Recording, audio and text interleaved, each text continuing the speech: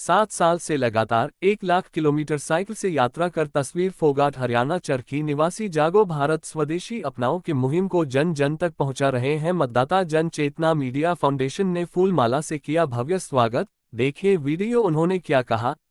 कोरबा जिला के हाईवे 130 पर हरियाणा चरखी निवासी श्री तस्वीर फोगाट जो 7 वर्षों से देश के लिए बलिदान उन वीर शहीदों के शहादत को याद दिलाते हुए लगातार साइकिल से स्वर्गीय राजीव दीक्षित जी के प्रेरणादायक कटु सत्य विचारों को जन जन तक पहुंचाते हुए विभिन्न राज्यों का यात्रा कर छत्तीसगढ़ के कोरबा जिले के पोली उपरोहा विकासखंड के ग्राम बंजारी नेशनल हाईवे 130 पर जन जन की आवाज न्यूज रिपोर्टर से हुई मुलाकात के दौरान बताया कि मैं तस्वीर फोगाट देश के कोने कोने में जाकर स्वर्गीय दीक्षित जी के उन प्रेरणादायक विचारों को लोगों तक पहुंचाता रहूंगा और जब तक मेरी सांसें चलती रहेगी तब तक मैं साइकिल चलाता रहूंगा। उनके हौसले को देखते हुए मतदाता जनचेतना मीडिया फाउंडेशन के कार्यकर्ताओं ने फूल मालाओं से भव्य स्वागत किया। देखे वीडियो, उन्होंने क्या कहा। जी, क्या नाम आपका? मेरा नाम तस्वीर फोगाट। जी, कहाँ से आ रहे हैं बताइए फोगाट जी? हरियाणा में चरखी दादरी ज़िले से हूँ मैं। हाँ। और पिछले 7 साल से ऐसे घूम करके साइकिल पर ये प्रचार प्रसार करता रहता हूँ मैं। जी। स्वदेशी के रूप में मैं जानता हूँ बहुत बड़ी ताकत है स्वदेशी। तो स्वदेशी अपनाएं हम अपने जीवन में। तो ये भाई राजीव दीक्षित के विचारों को गांव-गांव तक पहुँचाने के लिए और इसी काम के लिए मैं लगा हुआ। जी।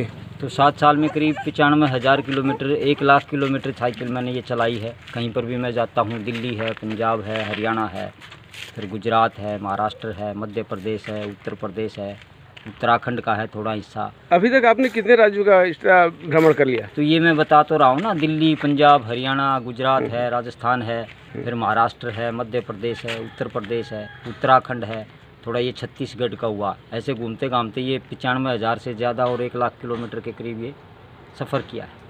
इन शहीदों के संदेशों को पहुंचाने के लिए आपको ऐसी प्रेरणा कैसे मिली? देखिए, प्रेरणा तो ये है कि अन्ना हजारे के आंदोलन में मैं गया था दिल्ली। तो उस आंदोलन में जाने से मेरा जीवन थोड़ा बदल गया। वहाँ जाने से ये समझ में आया कि कैसे इस देश को नेता और अधिकारी लूट रहे हैं। तो वहाँ से ये बना के यार देश के लिए तो अब कुछ करने का। तो फिर घर पर मैं गया वापसी, तो मेरे पिताजी ने इस काम के लिए मेरे को चुन करके तैयार किया। मेरे पिताजी ने मेरे को बोला कि भाई देश के लिए कुछ करना है। वो थोड़ा गंभीर हो गए और उन्होंने कहीं से राजीव दीक्षित को सुना था। तो उन्होंने कहा कि राजीव दीक्षित की बातों में दम है और ये राजीव दीक्षित जो कहते हैं वो सत्य है। और राजीव दीक्षित के विचारों को गांव-गांव पहुंचाने के लिए, देश भर में घूमने के लिए एक साइकिल ले लो और स्वदेशी का और राजीव दीक्षित के विचारों को गांव-गांव पहुंचाने का काम तुम्हें अब अपने बच्चे कुछ जीवन में करना।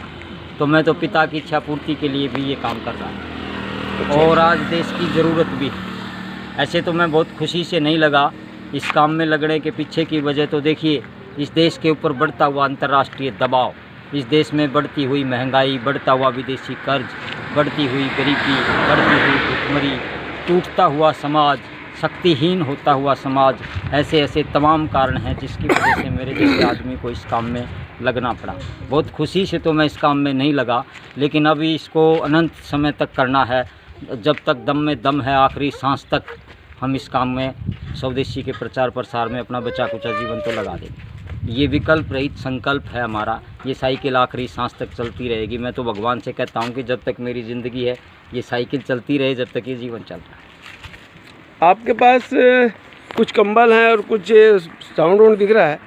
खाने पीने का क्या व्यवस्था आपको, कैसे करते हैं आप उसके लिए? देखिए, व्यवस्था तो ये है कि 7 साल पहले जब मैंने साइकिल उठाई थी तो 250 रुपये थे मेरी जेब में और मैं निकला था। तो वो पूरे देश में मेरे पिताजी ने इसके लिए सिद्धांत दिया था। मेरी बात हुई उनसे कि भाई मैं कैसे साइकिल पर जाऊंगा, तो पैसे तो हैं नहीं, तो कैसे काम चलेगा। तो पिताजी ने मुझे एक इसमें सलाह दी थी और उनका एक आदेश था ये कि मैं एक सिद्धांत देता हूँ। उन्होंने कहा था कि भाई सिद्धांत ये रहेगा, ना खोजो और ना बचो, जो आदर का आता है वो सब ले लो। ये समाज जो है तुम्हारी हर ज़रूरत को पूरी करेगा। समाज के लिए और देश के लिए अगर काम करते हो तो ये देश और समाज जो है ना, आपको कोई किसी चीज़ से वंचित नहीं रहेगा। तो दानवीरों की कहीं कोई कमी नहीं है इस देश में। और दूसरा थोड़ा ये है कि संकल्प के लिए अपनी सुख सुविधाओं का तो थोड़ा त्याग करना ही पड़ेगा, तो वो एडजस्टमेंट करना पड़ता है और कोई दिक्कत है नहीं। अब हम आखिरी दम तक इस काम को करते रहेंगे जब तक के शहीदों को, सपनों को हम प्राप्त नहीं कर लेते। मैं तो कहता हूँ ये साइकिल चलती रहेगी। आपको इसी तरह लोग जो मिलते हैं रास्ते में कई तरह के सवाल करते होंगे, आपका जवाब क्या होता होगा? देखिए, अगर कहीं कोई इंटरेस्टेड बंदे हैं, समझ में आ जाता है। 40 सेकंड लगते हैं, पहले 40 सेकंड में सामने वाले के व्यक्तित्व के बारे में समझ आता है कि ये किस चरित्र का इंसान। तो पता चलता है तो जो देश से संबंधित हैं, जो देश की इन व्यथाओं को, व्यवस्थाओं को लेकर के दुखी हैं, जो चाहते हैं कि देश में व्यवस्था परिवर्तन हो, तो उनसे सबसे मुझे अच्छा रिस्पांस मिल रहा है। उनसे मैं बात भी करता हूँ, पूरा समय भी देता हूँ और देश भर में लोग इस चीज़ में ज़्यादा गंभीरता से लेते भी हैं। काफ़ी जगह पे मीडिया इंटरव्यू हैं, जगह जगह अखबार में भी आती है खबर और लोग स्वागत करते हैं और लोग इन चीज़ों को मानते हैं कि राजीव भाई के और इन क्रांतिकारियों के सपनों को पूरा करने के लिए तो हम सब एक हैं और इस काम में लगे हुए हैं। धीरे धीरे भारत जाग रहा है। मुझे तो उम्मीद है कि भाई देश ज़रूर शहीदों के सपनों को बना के